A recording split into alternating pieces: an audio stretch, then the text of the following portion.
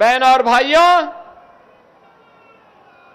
आज जब मैं बुंदेलखंड आता हूं और बुंदेलखंड की प्रगति को देखता हूं, अंतःकरण से प्रसन्नता की अनुभूति होती है। मुझे अंतःकरण से प्रसन्नता होती है। मुझे याद है, आज से 9-9.5 वर्ष पहले जब मैं पहली बार बुंदेलखंड आया था और बुंदेलखंड की स्थिति को मैं देखा था, मुख्यमंत्री बनने के बाद आदरणीय प्रधानमंत्री जी ने भी मुझे कहा था कि आप जब बुंदेलखंड के दौरे पे जाएंगे तो पहला दौरा प्रयास होना चाहिए कि बुंदेलखंड का हो और बुंदेलखंड के लिए कुछ किया जाना चाहिए। बहनों और भाइयों, तब मैं सोचता था क्या होगा, क्योंकि बुंदेलखंड के पीछे यहां का पिछड़ापन यहां के पलायन का कारण बना था। यहां के नाम पर पिछड़ापन इसका पर्याय था। पलायन और प्यास बुंदेलखंड की पहचान बन गई थी।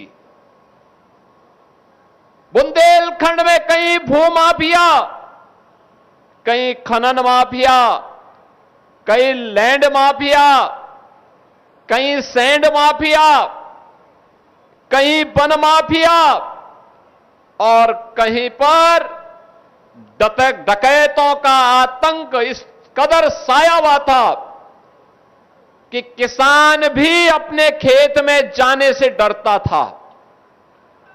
बहनों और भाइयों, ये पाठा का क्षेत्र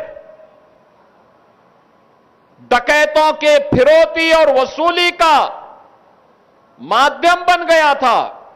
न कनेक्टिविटी थी, न पेयजल की सुविधा थी, न सिंचाई की सुविधाएं हो पाई थी, न नौकरी थी, न रोजगार था, न सुरक्षा की कोई बेहतर व्यवस्था थी। थाने में एफआईआर भी नहीं होती थी। नौजवान प्लान कर रहा था, अन्नदाता किसान आत्महत्या कर रहा था, व्यापारी भय के साए में जी रहा था, बेटी असुरक्षित थी और वह बुंदेलखंड अपने अस्तित्व के लिए जूझ रहा था।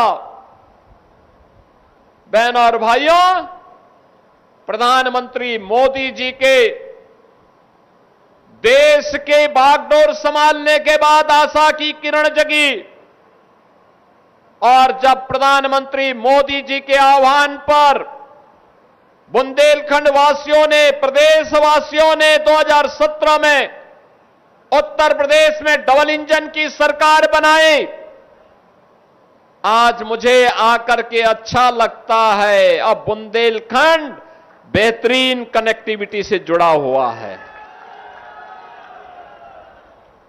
पेयजल की सुविधा तैयार हो रही है। हर खेत को पानी की सुविधा प्रदान करने की कार्रवाई आगे बढ़ रही है। अब जब सरकारी नौकरी के विज्ञापन निकलते हैं और फिर नियुक्ति की प्रक्रिया पूरी होती है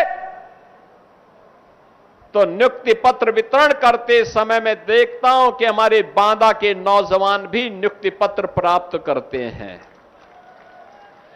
जो कभी सपना था आज वह साकार हो रहा है।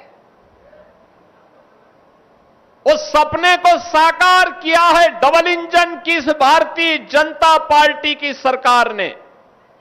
और उस सपने को साकार करने के लिए अगर श्रेय किसी को दिया जा सकता है तो आप सभी जनता जनार्दन इसकी हकदार है, क्योंकि आप ही ने प्रकाश द्विवेदी को भी जिता के भेजा है। आप ही ने रामकेश निषाद को चुनाव जिता करके भेजा है। आप ही ने श्रीमती ओम मणि वर्मा को चुनाव जिता करके भेजा है। और जब ये लोग आपकी पैरोकारी करते हैं, योजनाओं को लेके आते हैं, अपनी विधानसभा के विकास के लिए रुचि लेते हैं, तो वह विकास का कार्य भी होता है, सुरक्षा भी मिलती है, बुंदेलखंड डकैतों से मुक्त भी होता है, माफिया मुक्त, कर्फ्यू मुक्त, उपद्रव से मुक्त, और विकास की नई नई योजनाएं बुंदेलखंड में अंदर आती हुई दिखाई देती है। आज बुंदेलखंड में क्या नहीं है? आज सब कुछ है। महारानी दुर्गावती के नाम पे मेडिकल कॉलेज भी काम कर रहा है, कृषि विश्वविद्यालय कार्य कर रहा है, इंजीनियरिंग कॉलेज भी कार्य कर रहा है, पॉलिटेक्निक का शिलान्यास भी हो रहा है और उद्घाटन भी हो रहा है। कनेक्टिविटी के लिए बेहतरीन सुविधा उपलब्ध करवाने के लिए तमाम परियोजनाओं का शिलान्यास और उद्घाटन का कार्य भी आज यहां पे होने जा रहा है। यह तभी संभव है जब अच्छे जनप्रतिनिधि चुने जाते हैं, अच्छे लोग चुने जाते हैं।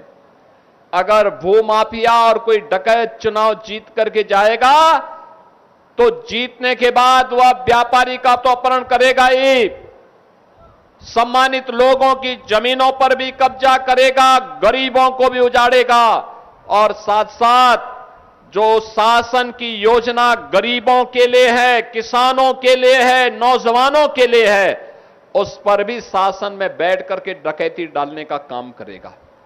और यही तो होता था 2017 के पहले। 2017 के पहले उत्तर प्रदेश में यही होता था। जिसको जिम्मेदारी दी गई थी प्रदेश के रखवाली करने की, वही तो प्रदेश को लूटते थे। गरीब को अन्न नहीं मिलता था, गरीब को उज्ज्वला योजना का कनेक्शन नहीं मिलता था, गरीब के लिए आयुष्मान भारत की 5 लाख रुपए की स्वास्थ्य बीमा की सुविधा भी नहीं थी, गरीब के लिए आवास योजना भी नहीं थी। आवास योजना के लिए समाजवादी पार्टी का होना जरूरी माना गया था। बहनों और भाइयों, मोदी जी ने नारा दिया सबका साथ और सबके विकास का। आज बिना भेदभाव के योजनाओं का लाभ हर गांव को, हर गरीब को, हर किसान को, हर नौजवान को, हर बेटी को, हर व्यापारी को, हर बहन को उपलब्ध हो रहा है, बिना भेदभाव के मिल रहा है। हमारी सरकार एक डबल इंजन की सरकार है, भेदभाव नहीं करती, लेकिन तुष्टीकरण की नीति पर भी नहीं चलती है, उपद्रव पसंद नहीं करती है, गुंडागर्दी पसंद नहीं करती है, कर्फ्यू पसंद नहीं करती है, बेटी और व्यापारी की सुरक्षा पर सेंध लगाने वालों को चेतावनी भी देती है, और नहीं मानते हैं तो उनके लिए यमराज के घर जाने का रास्ता भी खोल देती है। विकास की प्रक्रिया निरंतर आगे बढ़नी चाहिए, इसमें निरंतरता होनी चाहिए, और निरंतरता इसीलिए होनी चाहिए क्योंकि ये निरंतरता अगर न हो तो फिर आने वाली पीढ़ियां कोसेंगी। याद करना, आपके सामने उदाहरण है, बांदा में विकास क्योंकि विधायक रुचि लेते हैं, लेकिन बबेरू उदास है क्योंकि वहां पर समाजवादी पार्टी के विधायक को कोई रुचि विकास में नहीं है। उनका विकास तो जमीनों पर कब्जा करना है, गरीबों को प्रताड़ित करना है,